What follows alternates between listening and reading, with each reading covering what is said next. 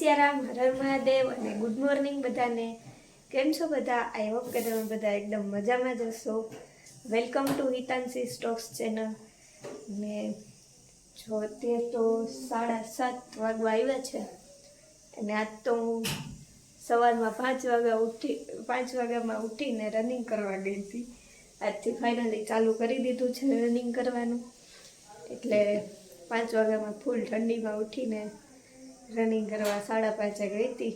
હું ને પપ્પા આવ્યા હતા ભેગા, કેમ કે મને તો ગાડી હલાવતા આવડતી નથી અને ગ્રાઉન્ડ ઘરથી ઘણું દૂર છે એટલે ગાડીમાં જવું પડે.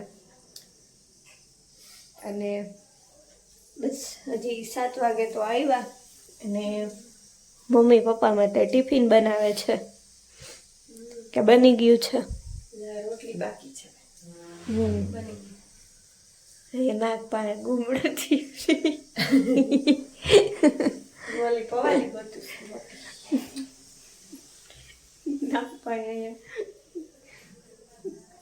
અરે જે કેમ ગુમડું થયું? મેં ક્યાંય શું થયું? રેખા બા મેં કીધું ગુમડું થયું તો કે એને શું લગાવી? મેં કીધું ટ્યુબ લગાવી. તો કે કા ટ્યુબ લગાવી? મેં ગુમડું થયું એટલે તો કા ગુમડું થયું કે મેં કીધું એ મને ખબર એવા કરતી હતી. મને કે કયો ને કયો કા ગુમડું થયું ઈ કે એવી આરાધ્યાને એમ જ એને ગમે એ વસ્તુ કહે ને એટલે એક તો એને પાછું ગુજરાતી ઓછું સમજાય એટલે એને સમજાવવું હિન્દીમાં પડે પાછું. આજે વહી જાય છે જો દિલ્હી જવા. આજે દિલ્હી વહી જવાના પાછા આરવારા થયા. બસ હમણાં નીકળવાની તૈયારી જ છે. જશે ઉઠી તો ગયા હે તો આવે છે તો હમણાં આવશે. હાલો રેખા બા બાય બાય. હા હમણાં આવશે. મારે હવે અત્યારે તો સુવાય નહીં. મમ્મીએ તો કીધું સુઈ જા થોડીક વાર, પણ મેં તો અત્યારે નથી સુવું. હવે વાંચવા બેસી જાય તો અત્યારે વાંચવા બેસી જાય પછી આખો દિવસ એ જ કરવાનું. આ સાઈડિયા ભણવાનું. હા સ્કૂલે જવાનું. વેકેશન ન પડે.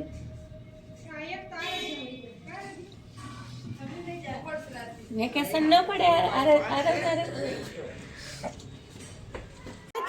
Bye bye. કદી આવીશ આગળ?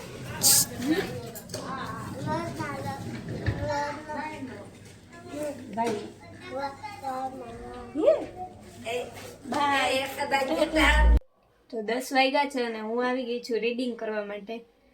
ને ક્યારની આવી તો ગઈ હતી, પણ અત્યારે પાછી ગઈ હતી. મારે દૂધ ને પીવાનું હતું, પીવા માટે. પછી હવે અત્યારે પાછી 10 વાગે રીડિંગ કરવા આવી ગઈ છું. ને જો એ બુક્સ આટલી છે. આ તો ગયા વર્ષે લીધી હતી આ બધી, અને આ હમણાં જ મેં મગાવી હતી બુક્સ એ આની જ હતી, કોન્સ્ટેબલની જ. એટલે એ છે, આ છે. હજી અહીંયા બીજી છે જોવા. એ બધી મેં નોટ્સ બનાવેલી હતી ગયા વખતની, એ છે. એટલે આટલી બધી બુક્સ છે. ખાલી આટલીક જ છે એમ કહી શકાય. હજી તો હજી 2-3 બુક્સ આવવાની છે, એ મગાવવાની છે. હજી એ લોન્ચ નથી થઈ એટલે એ વાર લાગશે થોડીક, પછી મગાવવાની. એટલે એ આવશે, હજી એ આમાં એડ થશે. બાકી આ બીજી આટલી નીચે આ પડી હતી આ બધી છે. ખાલી આટલીક જ છે બુક્સ. અને બસ હમણાં તો હવે તો અહીંયા ટેબલ ઉપર જ બેસી રહેવાનું છે ત્યાં સુધી એક્ઝામ ના આવે ને ત્યાં સુધી. ગયા વખતે મેં મારા 14 થી 15 કલાક કહી શકાય, 14 થી 15 કલાક આ ટેબલ ઉપર હું આખો દિવસના કાઢતી. તોય થોડાક માર્ક માટે ન ભેગું થયું. એટલે આ વખતે થોડીક વધારે મહેનત કરવાની છે. ખાલી 3 માર્ક માટે નથી આવ્યું નામ, બાકી આવી ગયું હોત આમ. તો આ વખતે ખાલી એટલી થોડીક વધારે મહેનત કરી લેવાની છે કે નામ આવી જાય તો ફટાફટ વાંચવા માંડી. તો મમ્મી આજે જો આમળાનો જ્યુસ બનાવી નાખ્યો છે અને આજે કલર થોડોક અલગ થયો છે, કેમ કે ફુદીનો નાખ્યો છે આજે. ના એકવાર નહોતો નાખ્યો, કલર અલગ થયો હતો, ટેસ્ટ અલગ થયો હતો. જ્યુસ પીવું. અને આજે નવરી બજાર હાલો એને જ્યુસ પીવો. પીધો એની ભાવશે પેલા એમ. ઈ કે મારે પીવો ને આમાં દઉં તને હા એવું જ છે જો ઈ તો દીદી કેવું જ છે ને તારે નાની ગલાસડી નાનાઓને હોય ને પેલા ચા ખાલી આવશે જો દેખાડી તું દીદી કે આમ જો તું જો હમણાં મોટું બગડવાનું પીતો એમાં નથી જોવું અહીંયા તો પેલા પી પછી જોજો એ તો પી જાય જો ઈ તો દીદી પીવે છે જો હું તો પી જાઉં જો કેમ ગયો કા પીવો નથી કેવો લાગ્યો ઈ તો ઈ નથી ખોલવો એમાંય કઈ નથી તાર કામનું હે પણ કેવો લાગ્યો કે તો ખરા આમાં ઓય મીતુ શું હાલો ઈ બધું એમાં બતાડવાનું નથી અહીંયા હાલો ઈ કે વાહ ખોલીને બતાવું લે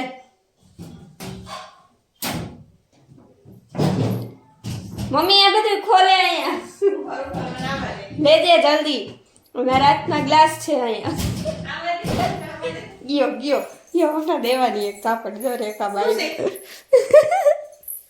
અહીંયા શું જોઈતા મને ખબર હું જોઈએ નહીં આ જોઈ આમ તા જોઈએ ભાઈ એમાંય આમરાજ છે નકરી આમરાન જ્યુસ ને મીઠા આમરાન ખારા આમરાન ઈતુના હળદર મીઠા વાળા આમરાન ચોકલેટ છે ચોકલેટ ઈતુની છે ને કાંઈ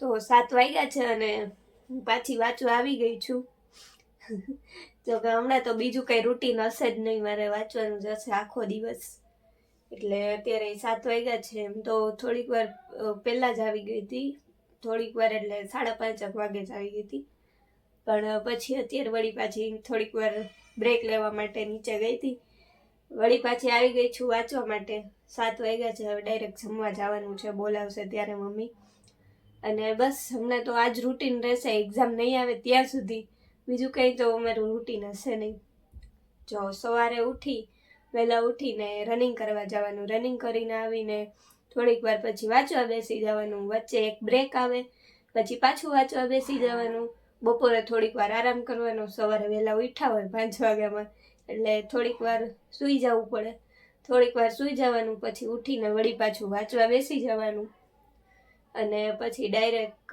નાસ્તો કાંઈ સાંજે ઈચ્છા થાય તો નાસ્તો કરવા જવાનું બાકી ડાયરેક્ટ જમવાનું પછી જમી અને પાછું વળી થોડીક વાર વાંચવાનો ટાઈમ હોય તો વાંચવાનું પછી સૂઈ જવાનું સવાર વહેલું ઉઠવાનું હોય એટલે થોડુંક વહેલું સૂઈ જવું પડે તો સૂઈ જવાનું બસ હમણાં તો આ જ રૂટીન રહેશે એટલે વિચાર એવો છે કે હવે એક્ઝામ પૂરી ન થાય ત્યાં સુધી ડેઈલી વ્લોગ નહીં બનાવવું કેમ કે વ્લોગ બનાવવું ને જો આ રીતે હું વાંચતી હોય પછી વળી યાદ આવે કે વ્લોગ બનાવી લઉં તો વ્લોગ બનાવું તો બસ વાંચવાનો ને એ જ એક આવે બાકી ઘરમાં તો કંઈ નવી વસ્તુ થાય તો અહીંયા તો હું હોય નહીં કે વ્લોગ અહીંયા બનાવું એટલે એવું થાય અને અપલોડ કરવામાં અને એમાં બધામાં થોડો ઘણો ટાઈમ જોઈએ 1-1.5 કલાક નીકળી જાય છે મારે તો એમાં ટાઈમ વેસ્ટ ન કરવો મારે એટલે ડેઈલી વ્લોગ હમણાં હવે નહીં બનાવું જ્યાં સુધી એક્ઝામ લગભગ 7-8 મહિના જેવું થશે